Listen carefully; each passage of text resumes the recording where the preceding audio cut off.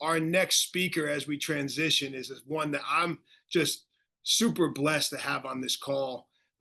As he gets introduced here, I mean, this is someone I met when I was visiting Ohio State, and he's presented to me at the AFCA 35 under 35. This is someone that just fires me up in terms of leadership, culture, development. And this is probably going to be one of my favorite sessions, to go on. So everyone, welcome Brian Kight. I appreciate you joining us tonight. This is an awesome night so far. Obviously going back to a great cause. Thanks for joining us. Man, listen, if you want to just geek out on football for the next 45 minutes, I don't get to like bring it all the way back to my playing days. So like I'm listening to LeVar, I'm listening to Luke. I was in Charlotte. I lived in Charlotte for 9 years doing most of Luke's playing career. My son's name is Luke. My wife's maiden name is Luke. And half the reason my wife wanted to name our son Luke for two reasons. The first is it was her maiden name. And the second was she loves in the stadium whenever he would come out and everyone would go, Luke. And she would love that because this is incredible. I can remember watching LeVar jump over the line. I remember where I was. I remember where I was sitting watching that. So I was geeking out myself, man. That was awesome. Yeah, the fanboy in me it's awesome. And obviously playing with Luke and then obviously talking to LeVar was special. So absolutely. The famous stuff that you're famous for in the world of leadership and culture and development, the E plus R equals O, the obsession of discipline. You've coined the phrase, doesn't matter, get better. Yeah. Give our coaches and our players some tidbits, some things that you've seen. You're trained some of the highest level athletes. You also train the highest level programs from Ohio State to NFL. I mean, this is such an opportunity that we have. I don't want to speak. I want you to give us skills that we can all gain that you've acquired over the years. Well, the number one, before, I don't know, even talking about any of the systems and tools that we teach, for me, the thing that drove me, and I won't do a whole lot of my background. You guys can't physically see me. I played D3. I'm 5'9". I think I went into college at 155 pounds. I played safety. I was fortunate enough to start for 4 years. So my skill set was not physical talent, right? Luke was talking about the non-negotiables in the beginning. You got to be able to run through somebody's face. You got to do that. I was a small guy, but I was always willing, right? My son is playing his first year of tackle. He's 8 this year. I was like, you don't have to. You can if you want. He's like, I want to. I was always willing to do that, but my physical talent was a limiting factor in terms of how high and how far I could go.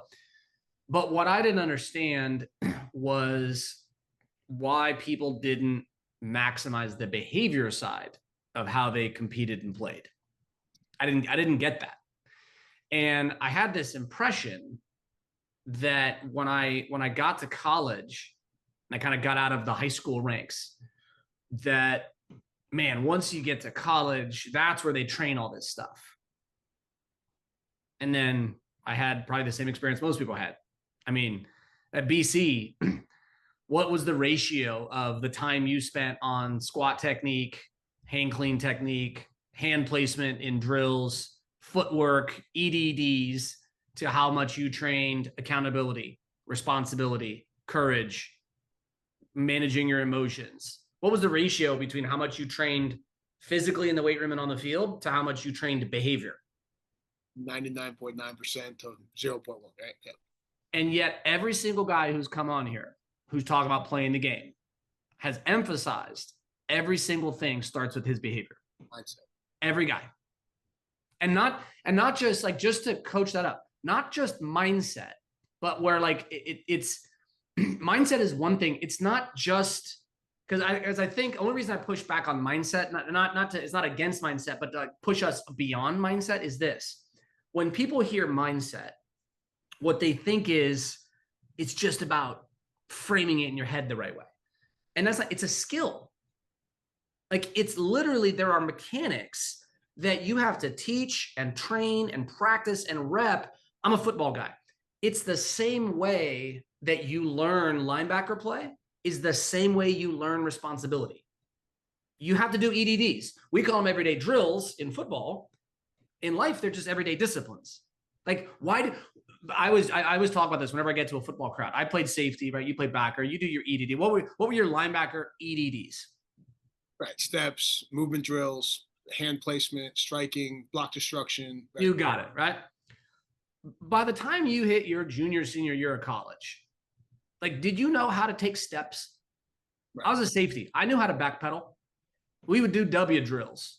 And our coach would make us do it. If we didn't do it perfectly, there were days where, we would dread it. We had to do 10 W drills and we'd just be like, oh my God, right? I'm like, look, I know how to backpedal. There's no part of me that struggles with backpedaling or turning my hips. But it makes us the coach somehow. I'm all about development, okay? And I'm not saying not to do it. I'm not saying not to do it. I get it, but it's this. We do EDDs for stuff that is like, we've forgotten how to do on a football field.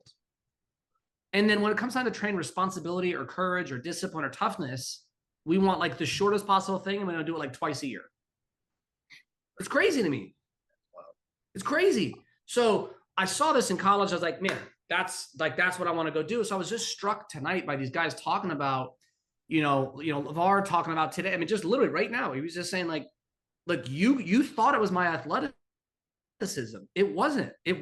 He happened to be, when you marry LeVar's athleticism and his physical size with his ability, right? And then you like take it up, and it's not even a thing of like, but Luke is always regarded as like the like his behavior skills, like that. They didn't call it that, right? They call it his mind, his intelligence, but it wasn't just inherent. It was choices. He had skills, and he crafted it, and he worked it, and he honed it. Man, you marry those two things up. I mean, it's crazy. Or, right, in a guy like me, you put those things in, and, I think my highest playing weight was, I'm 5'9", 180, right? But, I end up having 100 tackles in a season. No guy my size should ever have 100 tackles in a season, right? Like, there's no reason for that. So the first piece I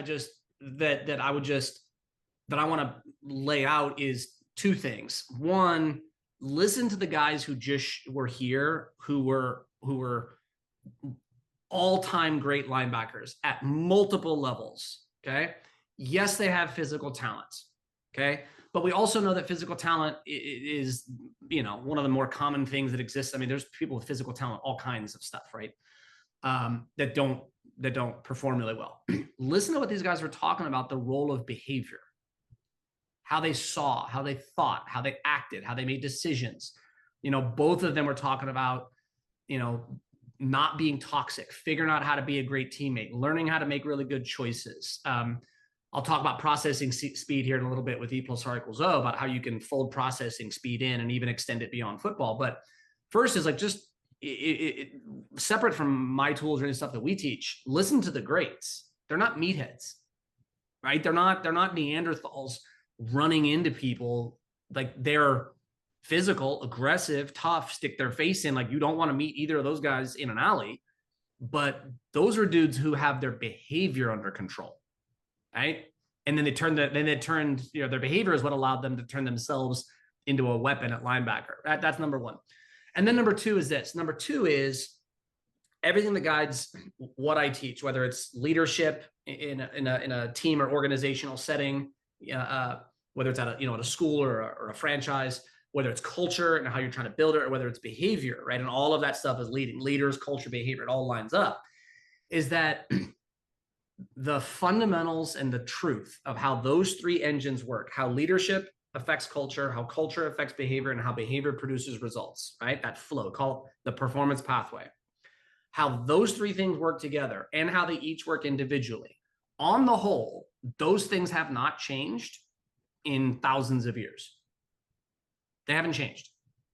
The biggest myth that exists is that the rules are different today. The rules aren't different today. The laws of nature aren't different. The laws of team dynamics aren't different. The laws of human nature aren't different. None of that has changed. Our technology's changed, but human nature around it has not. Some of the standards have shifted, no doubt, right? But the kids themselves, kids haven't changed. They just have different tools than we had, right? They have more access than we had. So, you can kind of poke or ask questions anywhere around that. But like, that's the big thing that guides me is that one is behavior runs everything. If behavior is not right? Not ethically right. That's for each person to choose on their own. But like if behavior is not disciplined, on target, skilled, nothing else really matters. You know, you got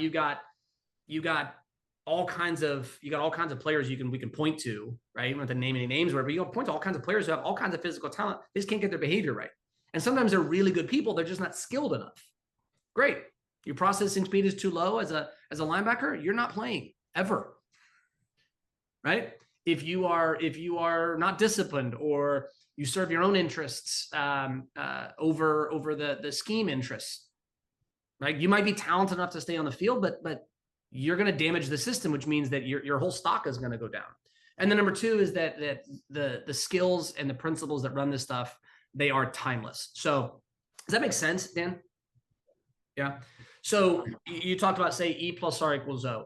So one of the things that just personally I get bothered by are in anywhere in the world, but coaching, it just happens a lot, are these statements that people make because they're phrases or cliches or words they've heard from some coach they like or some coach they grew up with. And then they kind of throw a statement out, and then they don't really have any mechanics behind teaching it. And you guys talked about a few things, right? Like, run to the ball, or, or defeat the block. And you're like, look, you yelling that out from the sideline, or watch the puller, like that. If you're screaming that out, unless you've already taught all of that and you're giving a cue for a whole series of mechanics and techniques that you've taught, you're really not doing anything. And so same thing in this world, when we say things like control the controllables, right? There's nothing wrong with it, but it bothers me because we say control the controllables, but we don't answer, what is that? What is that? Right? And you coach high school, you say control the controllables. So a 16-year-old doesn't know what controllables are. Because I asked the coaches who say it, oh, what are the controllables? And they're like, and they kind of start making stuff up based on their 50 years of living on the earth. I'm like, okay, that doesn't work. So when we say control the controllables, number one, it's not a long list. There's only one thing in this whole world you control. It's you. Then it's, okay, well, what is it about me that is a controllable factor that has a material impact on my ability to either create a result or deal with a situation to minimize a result or achieve within it? And so you look and say, well, what are the controllables? Where I direct my attention, the level of intensity that I provide, the thoughts that go through my head. I can't control the actual existence of an emotion, but I can control some of the mechanics underneath it, right? Probably more than we're going to get into today. But if I just told you, hey, feel sad right now, that would be very hard for you to do. If I was like, get angry, you might be able to, I don't know, you have to think of some other memory, but you can't control. Or how about this? Anybody ever told you to relax? Did it work? It goes, relax. Did it just immediately relax you? Right? No, like relax is one of like a handful of words in the English language that triggers the exact opposite of its meaning. So once you're in an emotional state, if you're just trying to change an emotion, right? Or like, I have a son, it's like, calm down. Like that doesn't calm him down, right? So you can't control an emotion, but here's what you can. You can control the action underneath the emotion. So I may not be able to control in any particular moment whether I'm feeling angry, nervous, frustrated, whatever, but I can control the action underneath that, because that emotion is trying to send me a signal to do something. And the false belief is that whatever the emotional signal is sending, you're kind of subject to that. You're a victim of where it's pulling you, and you're not. You can feel sad and act a different way. You can feel angry or nervous, and you can choose to act a different way. I can be frustrated with you, but I can act with patience, right? I can feel love for you, but I can speak directly and assertively and really create some friction. Right? So they're both of those. So the controllables, we need to lay out what the controllables are in the same way that if you walk a linebacker out and say, listen, here's where you line up. And I'm having fun with this because I'm teaching my son right now. And I'm like, it's really fun for me to start from zero and start teaching. Okay, like I have all of the context, right? Like my skill in football was processing speed, right? I was quick, not super fast, but I had really good processing speed, and I was aggressive. And so I always felt like, man, if I could process things half a second faster, every time I make a decision, if I'm half a second faster, I'm pretty far ahead of the curve. This is pretty good, right? And so getting to teach my son that is pretty cool. So coming back, like if you're teaching something from the ground up, which with most people that we're teaching controllables. They don't know what they are yet. They're literally like linebackers who've never played the game before. You got to start from scratch, right? What are the major controllables that you have? I look at three things. The first three resources that are directly in your control, that have the largest impact on all of our lives are, I call it ATE, attention, time, energy, right? So when you look at, if you just do an audit of your life, my life, anybody's life who's on here, show a auditing team what you give attention to, where and how you spend your time, and what you put your energy into. And for the most part, I can tell you exactly what your results are. That's powerful. Yeah, that's powerful. That's it. Right. And that's parenting. That's marriage. I know we're talking linebacker play, but I know football coaches need to hear this. Marriages suffer because you don't put ATE into it. Half attention, little blips of time, and leftover energy. And it's bullshit. Like you look, it's like, dude, no, you need to. Anything you put that into is going to wither. Anything, right? So that's the first piece, is that's controllable, right? Now, somebody would push back and say, I don't get to control, my time. I have to go to school. Correct. We all have to work within structures, but within that, you are devoting what you're doing with your time. So that's the first piece, is like, there's control, attention, time, energy. Those are factors that you can, now you have a structure. So when you say, instead of saying control the controllables, say control ATE. So much better. Controlling, because now what you're doing is you're giving direction. Whereas control the controllables starts a search, a thought. And when I don't know about you, but like, I'm not coaching a team every day right now. I will be this year, but you put high schoolers, you put college kids into sort of like 360 degrees of freedom with how to think about some of this stuff. They'll bury themselves in all kinds of noise. Yeah. So that's number one. Weather. Like you start thinking of different things. You're so right. Just the ATE is so much better. Yeah, and then they're watching YouTube, or they're watching this, they're on that, and they're watching some motivation, and this has a lot of likes, and you're like, well, that's 36,000 likes because it said the cheapest, most McDonald's version of a quote, right? That's the stuff that whether it bothers me, is that the cheap flyby quotes are the stuff that makes stuff happen. And what you really need systems. I'll come back to that here in a minute. But then the second thing is, if you really want to drill down to the human level. So ATE, I talk about ATE, attention, time, energy. And by the way, the football version of that, my football version that I've taught since, I taught right out of college, I coached. And the way I always taught it was ATI, assignment, technique, intensity. What's my assignment? What's the technique within the assignment? And what is the intensity at which that needs to be done for me to complete my job? That way, every time, and I would talk to the players, I'd say, all right, ATI, what's the assignment? Tell me the technique, and what intensity does it need to be done? And I loved even how Luke was talking about it. Like, given this assignment and this technique, if he's doing, watching where the lineman or the blocker doesn't know where the ball is, he's bringing a new technique where he's going to string that guy out, knowing he might want to undercut it. And that guy doesn't know. So he's going to get that lineman stretching further. And now he knows, I don't have to do intensity at an 11 out of 10 all the way over to get over the top of him. I can do intensity at, say, a 7 just to get him going. And then 11 when I cut underneath. Now he's like, hey, with this technique, the intensity needs to look like this. Or LeVar talking about, hey, my assignment, my technique, first half, I'm not pulling out all my bags of tricks. I'm holding a couple things. Again, this is just how you're that's a higher level application, certainly. But if I'm a freshman in high school, or if I'm a 11-year-old trying to learn the game, or if I'm a junior in college rising from my first starting season, I'm trying to figure out how to grow into a pro, man, you get assignment, technique, intensity down, and you can apply it into what you're doing, you're there. So underneath all of that is we got to get to the human side. And ultimately, the controllables that we have, the 3 skills, right? Because time is it's a higher level skill. It's an upper level. Focus is an upper level skill, and I call them super skills. But the core skills that are the engine of life for every human being, there's three of them: self-awareness, self-discipline, and self-confidence. They're not new, right? All I have to do is just say them differently, and you'll recognize where they come from. Know thyself, control thyself, believe in thyself and thy path. You could pick.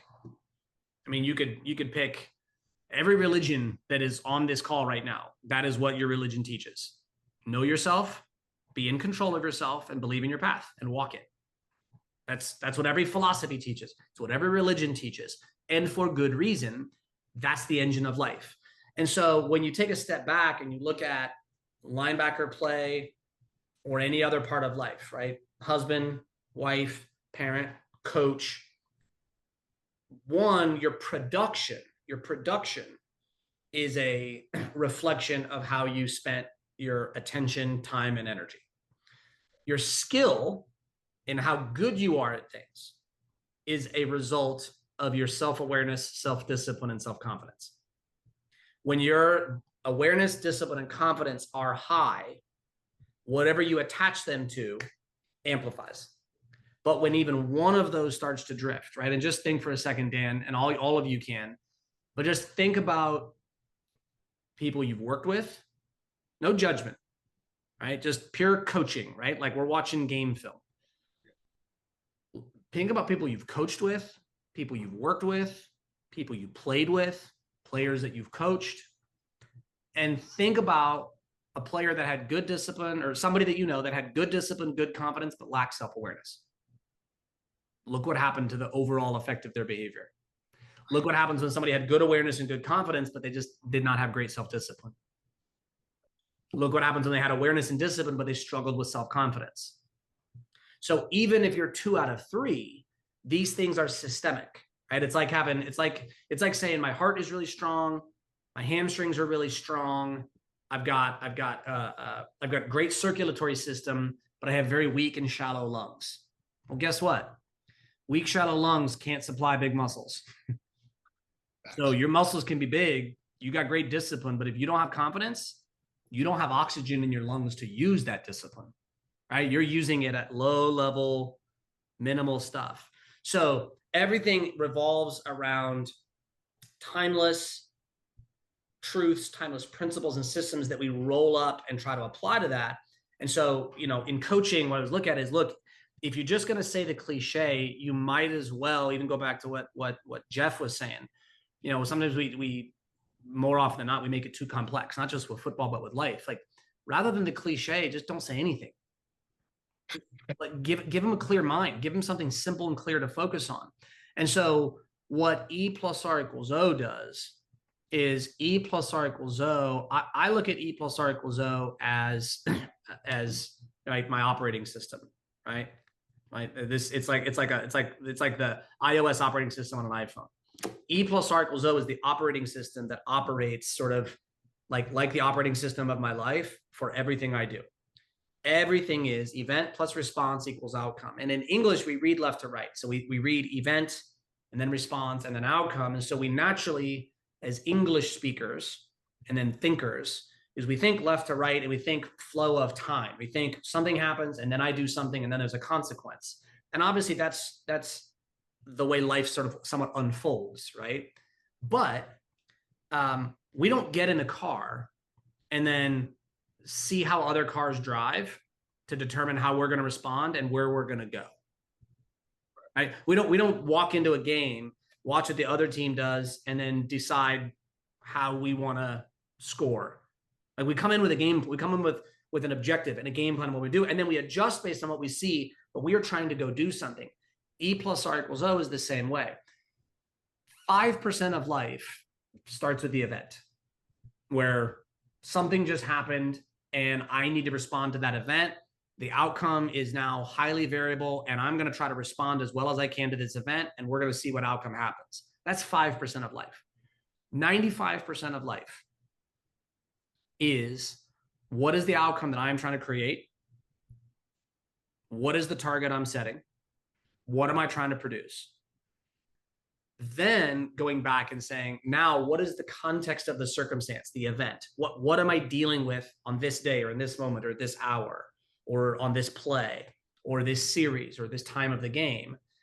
And then to create the outcome I want to create for the event and circumstance I'm in, what response do I need to create that event given this highly variable circumstance? You see the difference between waiting for the event and then reacting to it, so to speak, versus starting with, this is the outcome I'm trying to create. Then I'm going to evaluate the event against the outcome I've already targeted. You see the difference? Right? And I think a great example of this, it just doesn't get talked about a lot. Like a great example of this was Brady. I think Brady was probably better at this than anybody. He knew, he would take, if they needed 2 yards, he was like, all I need is 2.5. Right. That's all I need is 2.5. And if I can just be better at solving this puzzle for the outcome I'm trying to create, I'm not trying to score on this play. I'm not gonna stop a score from happening, but a score on this play is not my target. On this play, my target is to get to 3rd and 1. We're at 2nd and 6, right? I'm not trying to get all 7. If 7 is there, I'll take it. But I'm trying to guarantee that we get to 3rd and 2 or less. And then when I get to 3rd and 2 or less, then I'm going to solve that puzzle. And it was just bam, bam, bam, bam, bam. And he was just relentless with E plus R equals O'ing his way through that. And where he had the discipline was to not let his either O start to expand beyond the target that was there, or let the O change based on, some other kind of event. But he was also really good about ensuring that his R was staying aligned with the O, but always addressing any variable that showed up in the E. And this is where E plus R equals O gets people sideways, is some people, you don't control events, and people push back. I always talk about, like, look, you don't control outcomes, and people will push back on that. And I mean, look, I'm a competitor, you're a competitor. If you controlled outcomes, what would your record be every year? Like, if I controlled outcomes, right? Like my dad would still be alive. He died last year of prostate cancer. Bill would still be, like, if we controlled outcomes, life would look a lot different, everybody, right? We don't control outcomes. Like, I'd have a second house in Hawaii. If I controlled outcomes, I would have some stuff. I'd have relationships look a little different. But I don't control outcomes. I have to be good enough to create them. I have to be good enough to earn them and this is the hard part, ready? In any possible set of circumstances that gets delivered to me. It's not, I want to create the outcome, but the event got in my way. Right. No, again, no judgment. It's not ethical, it's not moral, but it's weak. All right. Anybody can create a pretty good outcome when the circumstances are pretty ideal. Not everybody does, because it's still hard, but anybody can. But it takes strength of discipline, great self-awareness, really deep confidence, these core skills. It takes these things being in a really good position. It takes a lot of attention, a lot of time, a lot of energy invested to create certain outcomes when you are going up against certain kinds of circumstances, right? And I look at the greats in our game. You look at Belichick. How many different ways did Belichick build a team and put teams on the field to go out and compete? How many different styles of teams did he put on the field? So many, right? How many did Saban put on the field? So many, right? You look at what McVay is doing. You look at how, I'm in Columbus. So you look at how Ryan's evolved, here. You look at how Kirby's evolved. You look at, look at how Dabo's evolved over the years. He's having to evolve again here. He's having to figure out sort of, does he want to compete in this new, level? A lot of coaches are doing that. You look at what Brent Key at Georgia Tech is doing, like what they're building, like it. So you're always trying to figure out in football, and this is why football is great, is because football teaches you about life so many ways. Is you're always trying to figure out, like, for that outcome I want, how do I craft an R that addresses whatever the E is? And what I call that, Dan, is I call that competitive discipline. So for me, there's tiers, right? Is we talk about discipline, and I'll pause here and let you ask a question. But when we talk about discipline, like, if there's one thing that I would love everybody on this call to grab, right? E plus R equals O, you can find, we got a ton of stuff out there. Obviously, I write the Daily Discipline newsletter email every day at dailydiscipline.com. We put all this stuff out. But if there's one thing, like if you don't do anything else, if you just hear this and you're like, look, I'm not reading your newsletter, I'm not signing up for stuff, I want to go out and coach ball, fine, great. But if you take one thing, take this. We're misusing discipline. We're misusing how we talk about it. We're misusing how we teach it, and we're doing a disservice. And we're not, it's bigger than football for me, right? We're not teaching young people the truth about how this works, and we're crippling them. So what happens is discipline gets confused with things that are not discipline. The obvious one that discipline gets confused with is punishment, right? Is you get disciplined. And it's just a popular word that people use. But then what happens is when we start associating discipline with punishment, and then you tell somebody be disciplined, emotionally, where does that put them? Negative, yeah. Immediately in a not even negative, in a resistance mode. Sure. Like they're under the surface, they're like, it's like accountability. There's nothing wrong with the phrase accountability, but like if you come, your boss, your coach says, we're cranking up accountability on our staff, you will be held accountable this year. Are you like going home going, yes, like we're getting more accountability, right? Right away, the only time you're held accountable is when you do something wrong. So if you say be accountable, naturally built into that word is resistance, because the only time I'm held accountable is if I did something wrong. So I'm trying to fight accountability, not work with accountability. We are doing a gigantic disservice from the very beginning, how we frame this stuff. And if you think this isn't a big deal, tell me how accountability is going. Everyone's like, when it's not great. I'm like, of course it's not great. You're framing it wrong. And discipline does the same thing. So it's this. We got to make sure we understand what discipline is. If you're curious about it, discipline comes from a Latin word, and it means to study and to train. So a discipline is a studying and a training and a practice. A disciple was a student.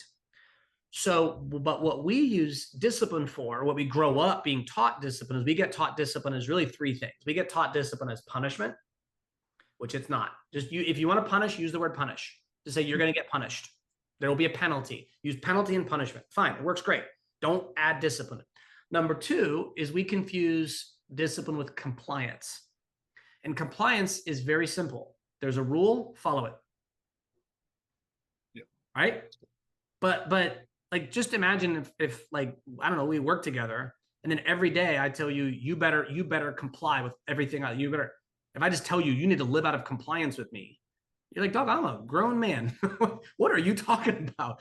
And then the third one that we do is obedience. Right? You have kids?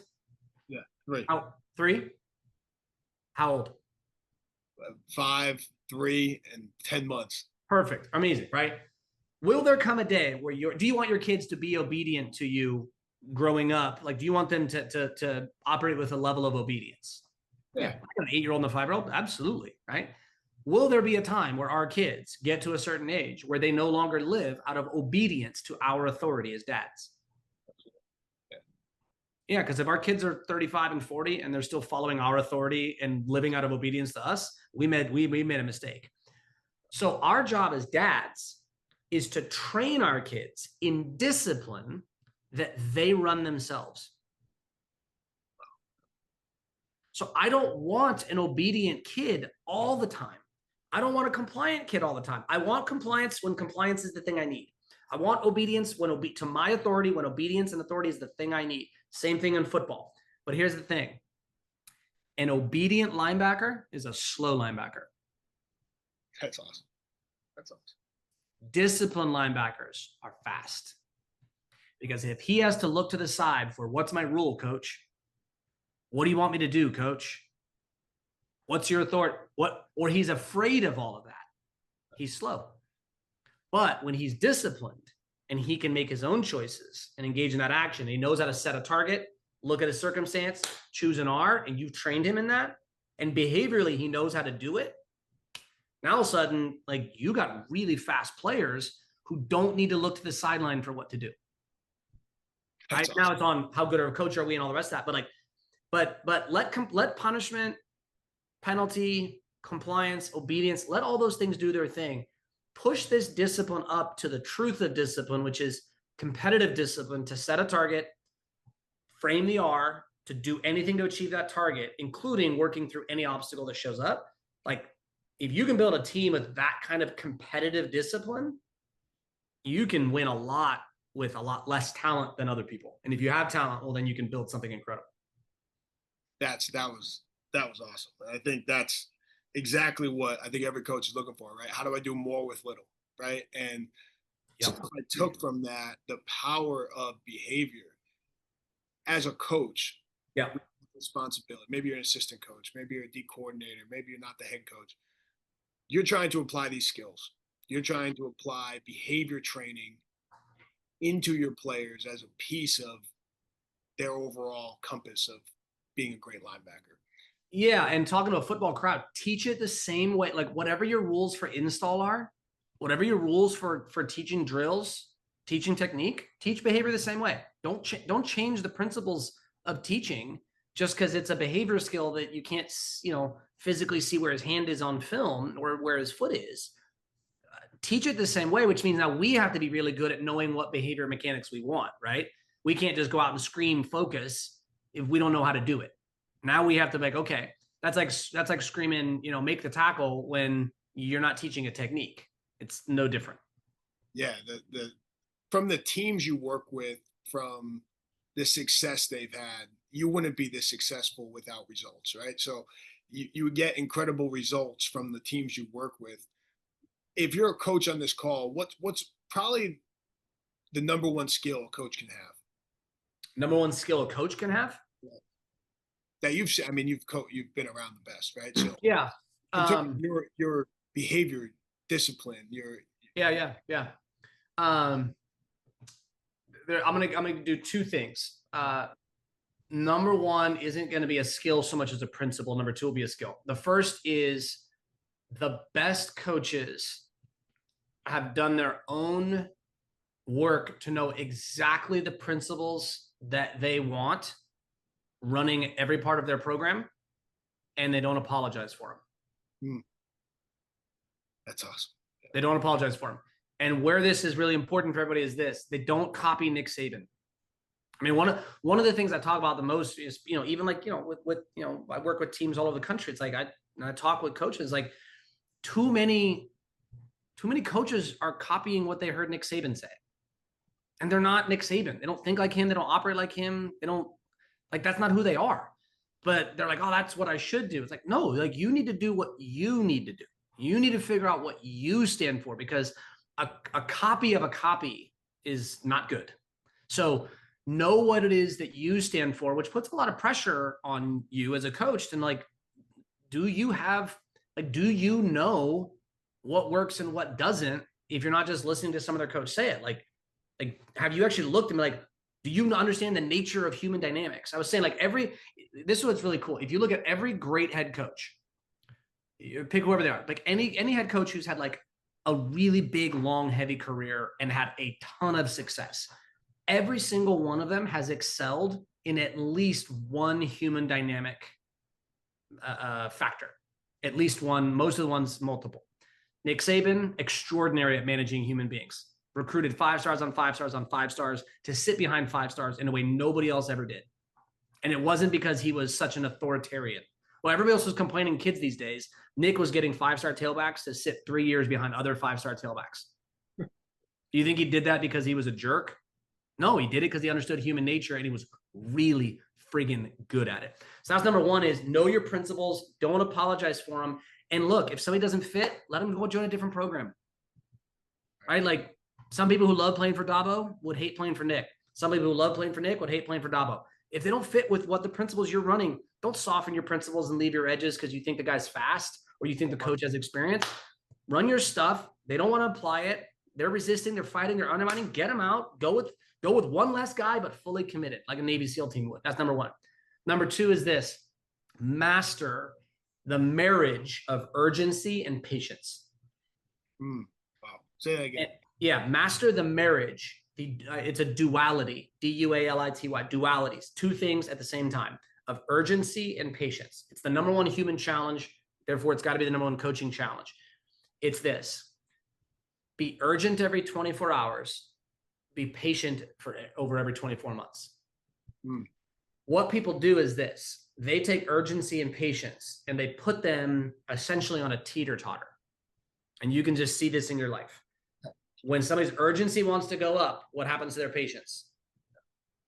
And when their patience wants to go up, what happens to their urgency? Because in our mind, it's if urgency is going up, patience has to go down. They're pulling from the same bucket. They're not. They're two separate buckets. So it's this: be 100% urgent every 24 hours. Be 100% patient every 24 months. Marry 24 hours of urgency over 24 months of patience. Like, that's how you build a program. That's how you grow players and develop players. That's how you lose weight. That's how you improve anything. And every single problem stems from we're not urgent enough in our days and we're not patient enough in our years. That was incredible. Yeah, and it's so easy coming off your tongue, like the way you explain it. It's just, as coaches, things have to be done right now, blah blah blah. But when you actually break it down, it makes just so much sense. Yeah, so it's like working out. Like if you want to stack gains in the gym, you have to be really urgent in the weight room, but it takes the mandatory time it takes to add it. So like you can't gain 100 pounds in your squat in a week. It's not physically possible, but you can work your face off for the next month and put 20 pounds on your squat or whatever. But the only thing holding us back is not being urgent enough today, or not letting that urgency keep stacking over time with patience, where we try to flip that. We're either too light in our day, and then we're too rushed for what's going to take years, right? And then here's the last thing on equal cycles, though, just because I think this is a good structure for a lot of you guys to understand, and there'll be an application beyond football and kind of full circle back to the mental side. Is, one of the things I've evolved with equal cycles, though, for 20 plus years I've taught it, and almost 30 years now that I've lived it, since I was in high school, is, we talked about it, it's equal cycles. It was a mindset and a skill set, right? First, it's a way of seeing the world. You see through the lens of E plus R equals O. What's the outcome I want? What's the event I have? What response do I need? Right? Bam, bam, bam, right? That's how I do everything. It's how I drive, how I fly, how I make eating decisions, right? All of that. And then the skill is how well I target the outcome and choose it, how well I can see and understand and look in the event and like see what's going on, and learning helps with that. And then my skill to be able to choose and engage in an R. And what I realized maybe, 6 or 7 years ago was that I was, in my own life, I started to recognize there was an element that I did that I didn't teach. And it was this. I realized that a lot of the times where I was sort of kind of looking at scenarios where I would get better outcomes than somebody else, and I would kind of get them consistently. Like, man, why do I not struggle with this at all? Why does this feel so easy for me to do? And somebody over here keeps struggling with it, or whatever it is. And I realized I was missing the third component, and that was the speed of my response. Right. So it's mindset. So E plus R equals O at the highest level is a mindset first. And if you don't build the mindset, you don't get access to the next two. So if you don't have this mindset, you won't do the skill. The second part, it was the skill. But here's the third part. The third part was, if I can just engage in a good response faster, the guy who does the perfect response slower, I beat him. Implement. Yeah. Yeah. And so it was this, right? Have you ever figured out in a relationship, let's just take marriage, for example. You ever figured out what you wish you would have said like a day later? All the time. Right? And you're like this. You're a smart guy. You're like, why didn't I say that? Why didn't I? But what? But now the moment's gone. It's over. And so you had the skill. It was there. But what? You couldn't access it in the moment. Your skill was fine. It was your speed that was the issue. You couldn't access and deploy that R at the speed the conversation happened. And that's linebacker play, right? When freshmen come in, what is it? You might be able to see it on film. As long as we're talking slow, you're good. But what? When the game speeds up, your skill, bam. And it's not a skill issue, though. It's a speed issue. And then this, you said the wrong thing way too fast. Yep. Yeah. So now you had plenty of speed, but you had low skill. Taught this to a Navy SEAL one time, Team 6 guy, and he said, yeah, he goes, we didn't train it like this, but basically what we realized is if we can do speed of deployment this much better than you, we don't have to be as precise. I said, what do you mean? And he said, well, if you and I enter a room at the same time, lights off, I'll get 12 shots off before you get 1 shot off. You won't be alive to take a perfectly accurate shot. And I was like, well, that's terrifying, terrifying example, but perfect, because it's also about this. It's life demands that you respond to it at the speed that that life in that moment is moving. And if you are neither good enough nor fast enough at whatever moment that shows up, life is not going to like take care of you. Football's not going to take care of you. And so the best in this game, they're not only highly skilled, is they're really fast. And so what E plus R equals O does is it gives you a system to teach people in, train people in, that helps them improve processing speed overall. And then you can start attaching that to football, but they have a structure they're working with, and they're realizing, right? Outcome, event, response, outcome, event, response. And you do that for a year, 2 years, 3 years of training. Next thing you know, by the time you're in year 2 and 3, guys are doing this because they're trained in the underneath system. Now they're applying it in all these areas where maybe you haven't done as much teaching, but because they're trained in skill and speed and E plus R equals O, they can implement it in places where maybe you haven't taught it so deep. So as you're trying to get really good at E plus R equals O, make sure you're teaching how to recognize it. Make sure you're teaching the skills of doing it well.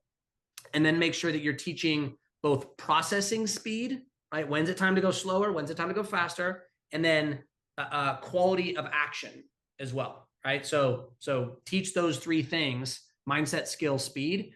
And you're going to have, in short order, you're going to have players that are going to be playing a lot faster at a lot higher level. Yeah, the human behavior aspect is definitely undervalued from a coaching perspective, right? Like, we coach scheme, we coach drills, we have EDDs, and the human behavior aspect is something that demands more, right? And it's obvious to me. That's why you're on this call, was to shed light to this, as it's not just drills and EDDs. It's different. Let's end with, it doesn't matter, get better quickly. I know your time's precious. Yeah. That's something that went viral 1,000 times, and yeah, it was super easy to understand. But when you explain it, and when I saw you present on it, it just really hit me. So we'll end with that. Yeah, it doesn't matter, get better is one of those things where I was actually out. This was a long time ago. I was out with Coach Brennan at San Jose State, and he'd just taken over, and they were trying to climb out of 1-11. They were trying to, and he ended up getting it done. A few years back, got a conference title out of it. But we were just talking with them about look, you're